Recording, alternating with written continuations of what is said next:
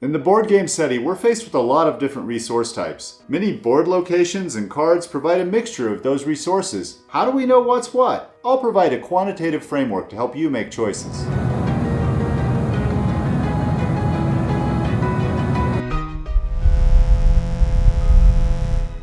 SETI is a very balanced game. You don't win by playing some huge game-changing combo. You win by getting just a slight advantage turn after turn.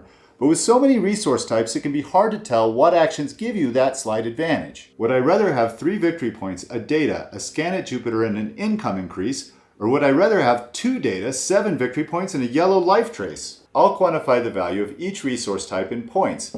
Of course, a credit isn't worth any victory points at the end of the game. When I say a credit is worth 3 points, I mean that you should be able to convert each of your credits into 3 victory points by the end of the game, if you play well. I'll try to use the word points when I'm referring to the value of a thing, and victory points when I'm referring specifically to changes in your score.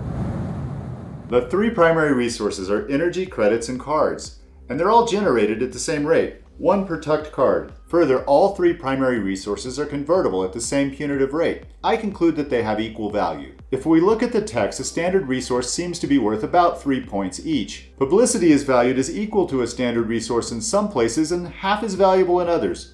Let's say a publicity is worth 2 points. Let's talk about Venus. In order to understand these 2 locations, orbit and landing, we have to know what an income increase, life trace, and data might be worth. Let's talk about an income increase first. When I get an income increase, I tuck a card, and then I get a copy of that resource, which might just be another card.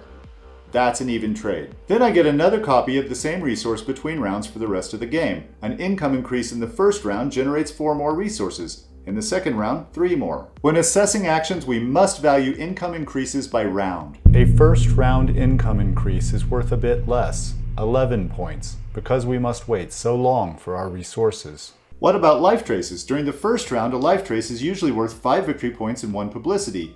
You'll also get an alien card when the alien's revealed. An alien card is worth a bit more than a regular card, say 4 points each, so the total value of a life trace is 11 points. However, in the second round, a life trace will be worth a bit less because the first alien will have been revealed. If Centaurians were revealed, the best life trace location on the Centaurian board is worth about 9 points. Helping to discover the second alien is also worth about 9 points. Everywhere you look in SETI, you see balance. As the game progresses, the value of life traces generally declines, but it depends on the board state. To assess actions, we have to value life traces based on where we're likely to put them. From our analysis, it looks like the value of an income increase and a life trace are about the same in the first 2 rounds. Life traces are important early on. Don't ignore them in favor of income increases. I think you'll need both income increases and life traces in the first 2 rounds to score well. So what about Venus? In the first round, the value of orbiting Venus is 20 points. But we also get 1 publicity when we arrive at Venus, so that's a total of 22 points.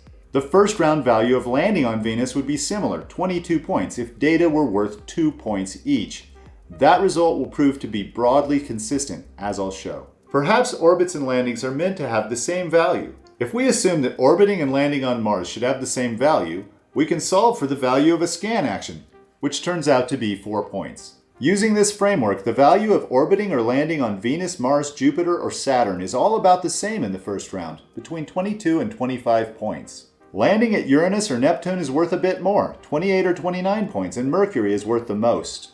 Remember that it takes more energy to reach Mercury than Neptune, when Neptune's aligned. The fact that these numbers fall in neatly suggests to me that our framework works pretty well. Some differences remain, but no one ever said that every design decision in a board game must tie out to the penny. Further, I'm keeping this system as simple as possible. For example, the selected card on Mars must be a little more valuable than the random card on Mercury, but we don't need to be that precise, and I'm trying to build a system that you might remember and use. Let's talk about the cost of reaching the planets and either orbiting or landing on them. To orbit Venus, we'll generally launch a probe, move twice, and orbit. The total cost of these actions is 6 standard resources, which are worth 18 points. At the same time, orbiting Venus generates a value of 22 points in the first round. That's a tidy profit of 4 points. Once an orbiter is present, it costs 6 resources to land on Venus too. So once again, we spend resources worth 18 points to land on Venus, and we get 22 points of value in return. That's also quite good. Unfortunately, the value of income increases and life traces tends to drop later in the game. Even in the second round, the 4-point profit from orbiting Venus drops to 2 points. Starting in the third round, we lose value from orbiting Venus using standard actions. The situation with landings is harder to quantify in advance, but it isn't much better. The value of the yellow life traces you get from landing on planets tends to decline in later rounds. The same logic applies to every planet in the game, except for the orbits of Uranus and Neptune. They don't offer income increases, so their value holds up better late in the game. Of course, we can do better by picking up extra publicity by visiting comets or planets along the way, or by getting extra bonuses or discounts from technologies or cards. After the second round, you might look at your landing actions as an excuse to play your cards and use your techs. Your landing action isn't inherently profitable, but it allows you to play a profitable card or extract value from a technology. Applying the same math to the moons, we find that you should prefer different moons in different parts of the game. In the first round, you should prefer Phobos, Titan, and Europa, in that order. In the late game, Titania and Triton are dominant. Callisto, Io, and Enceladus also hold value in the late game. It just depends on whether you need the resources they provide. I'm a little nervous about Ganymede in the late game, but perhaps you need another tech for in-game scoring. Or perhaps you just want a launch that doesn't cost credits. Here's a summary of the framework we've built. Basic resources are worth 3 points, while publicity and data are worth 2 points. The value of life traces and income increases declines over the course of the game. By the 5th round, income increases don't generate much value at all, while the value of a life trace will depend on the board state. Life traces are always worth at least 3 points. Efficiently orbiting or landing on a planet in the first round is very good. It's still slightly profitable in the second round. Orbiting is generally unprofitable after the second round, excepting the orbits of Uranus and Neptune. Landing might or might not work out. In all cases, we're hoping to pick up extra value using cards and techs. Why are some of the numbers different than those in my other SETI video? The value of income increases and life traces changes throughout the game. The value of visiting Venus in the first round is different than the value of visiting Venus in the third round. Let's extend our framework to scanning. To finish a sector requires 4 to 6 scans. The payoff from finishing a 5-scan sector includes 5 data, a life trace, a publicity, and 2 victory points. That's like 22 points in value. For this purpose, I'm valuing the life trace at 8 points. When you place a scan, you usually don't know when the sector might fill up, so using an average value might make sense. So each scan is worth 22 divided by 5, or about 4 points each. That's the same number we arrived at earlier based on the payoff for orbiting Mars. Remember that most of the value is derived from winning majorities in finished sectors. Leaving scans behind at the end of the game isn't good. The scan action costs 3 resources or 9 points. At the beginning of the game, you only get 2 scans, which are worth like 8 points, but you can rectify that with a tech or 2. Placing and analyzing 6 data in your computer generates a publicity, an income increase, and a life trace. Unlike orbiting or landing on a planet, you generate both an income increase and a life trace, so this is a huge payoff if you get it done in the first round. In the second round, it's more like 20 points. In the third round, it might drop as low as 13 points.